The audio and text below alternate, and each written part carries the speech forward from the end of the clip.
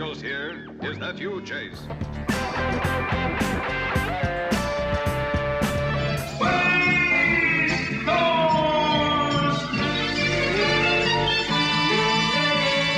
Okay. Now, my next guest has been called the King of Video Games. The list of his games that he has records in is staggering. So, ladies and gentlemen, let's give it up for Todd Rogers. Well, today, ladies and gentlemen. Okay, so, Todd, what is it like being known as the King of Video Games, and where exactly did that name come from? Well, I think the media had to choose a apropos title. I mean, WizKid, I mean, that could be attributed to other things, Game Boy. So I think around 2000, 2001, from having so many world records, they decided to capitalize and call me the King of Video Games Returns, because I got out of the industry for a little while. I played competitively, professionally, from 1980 to 1993 for 42 software publishers. So then I got out of the industry for a little while. Didn't mean I didn't play any video games, I just did not play them professionally. So now you say you play them professionally, so these are like in tournaments? Well, back then there was really no organized competitive gaming. I mean, when you had a company that manufactured a product, they wanted someone to play the game to its full capacity. So what they would do is, I got my start from a company called Activision in 1979, 1980. In the brochure they said, if you break this score, you'll get recognition. So I thought that was my golden opportunity to make a name for myself. And in doing so, I kept submitting better and better scores in a particular game called Dragster. And one day the company called me up and they said, hey, we want to know how you shift. I said, I explained it. I should engage the clutch, give my dragster some fuel, wait for the countdown, and pop the clutch a few times. Well, what I didn't know is they programmed the computer to do a perfect run. And they said, well, we want to know why and how you beat our computer. And I explained my method, and their computer that was programmed didn't shift like I did. It didn't engage the clutch or give itself fuel. So I am the only person in existence to have beaten their computer by 300ths of a second. So you're the John Henry of video games. I suppose. So what happened was the company wanted me to perform this ability in public. And so I did the 551 score 3 times back in 1983. So you became an exhibitionist? I did. And so in doing so, I worked for 42 software publishers like Nintendo, Atari, Sega, and they recruited me to showcase their products to the public, or go against the public. Oh. And in doing so, they rewarded me by paying me for my ability. All right. Well, so you not only made a name for yourself, you also made a career for yourself. Absolutely. That's excellent. So now, having been in the video game industry for so long, what was the very first arcade game you played? Well, from remembrance, I would say like a drag race or Dobson 280Z. I think it was like 1975, 76 time frame.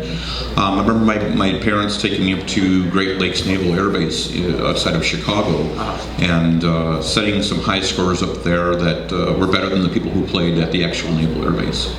I see. Okay. So now, you hold a lot of records. Exactly how many games do you currently hold records in?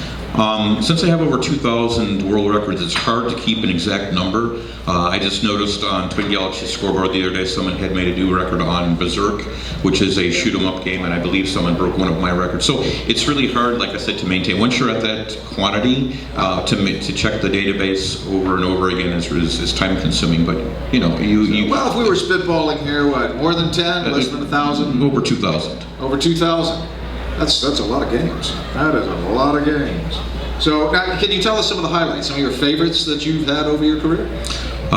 Beating Bruce Jenner at the game called Decathlon on the Atari 2600. I was recruited to go to this event, and he was showing me how to play the game. I had never played it before. And so it was my turn to play. I beat him, and he's like, oh, you're a ringer, you've played this before. I says, no, you just showed me how to play the game. I just played it better than you did. So, and then I played Michael Jordan, Jordan versus Bird on the Nintendo system in Chicago's Consumer Electronics Show. There was 150,000 people, and 88-0. He didn't score a point on me. That's awesome. That is awesome. So, what was like one of the most unusual games that you played? Unusual in what capacity? What would you consider unusual? So, well, something that's obscure, something that you found to be different from the rest. Now, something that was just very odd.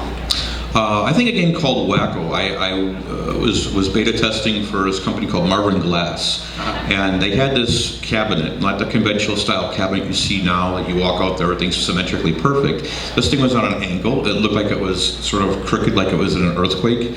And you had a trackball and I believe a joystick. And when you shot your opponent, it split up. So then you had to shoot those two things.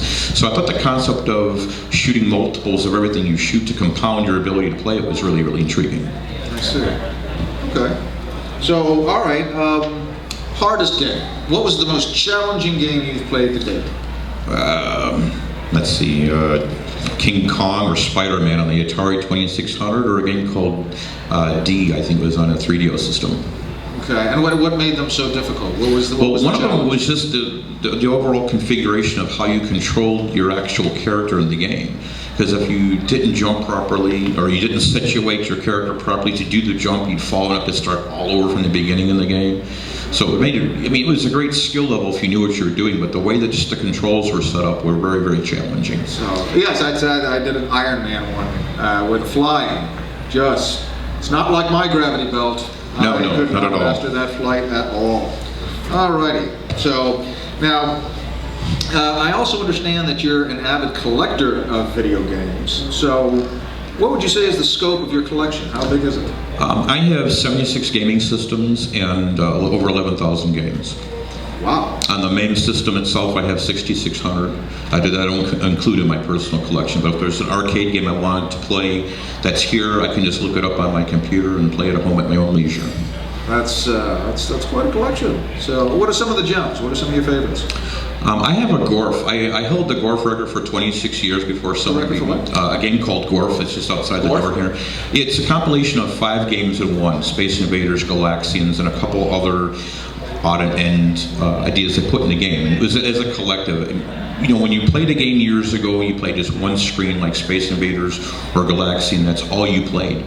So the developer of this game decided to put 5 games in one. I have one of those arcade games at my house, but it's on the hard ROM set, so I don't play it as frequently as the one that's here at the tournament. So now, are they blended into one game, or is it just all separate sections, like you just pick which game you want to do? Oh no, you start off from the first screen, which is like Space Invaders. Everything's progressionary, and there's 5 different games, and after the 5th game, it cycles back to the first game, only harder. I see. Okay. Well, thank you, sir, for joining us today. I had a good time, and we certainly hope that you can come back on the show again. Thank you so much. All right. Thank you, sir.